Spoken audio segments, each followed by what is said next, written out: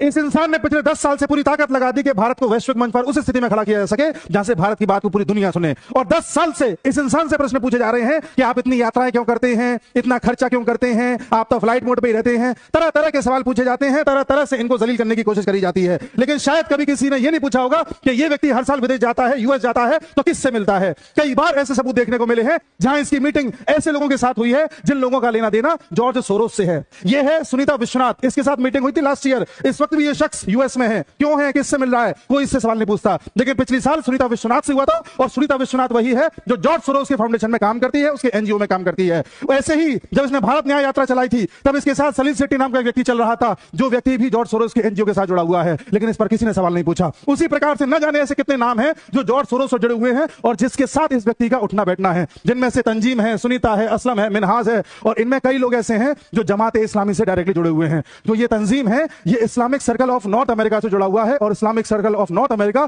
जमाते इस्लामी से जुड़ा हुआ है। लेकिन किसी ने इस बारे में आज तक सवाल नहीं पूछा। सवाल पूछा जाता है तो किससे? उस व्यक्ति से जो पूरी दुनिया में भारत के नाम को रोशन करने में लगा हुआ है। सवाल पूछा जाता है तो उस व्यक्ति से जो सारे हिंदुओं को एक करके राष्ट्र को एक बनाने की कोशिश कर रहा है। लेकिन कभी सवाल नहीं पूछा जाता उस इंसान से जो हमारे देश को जातियों में बांटने की कोशिश कर रहा है, हर बात में जाति जाति जाति कर रहा है। और जॉर्ज सोरोस वो इंसान है जिसने खुद बोला था कि मैं लगभग $1 बिलियन का फंड रेज करूंगा जिससे कि पूरी दुनिया में उन ताकतों को कम किया जा सके जो नेशनलिज्म की बात करती है, राष्ट्रवाद की बात करती है।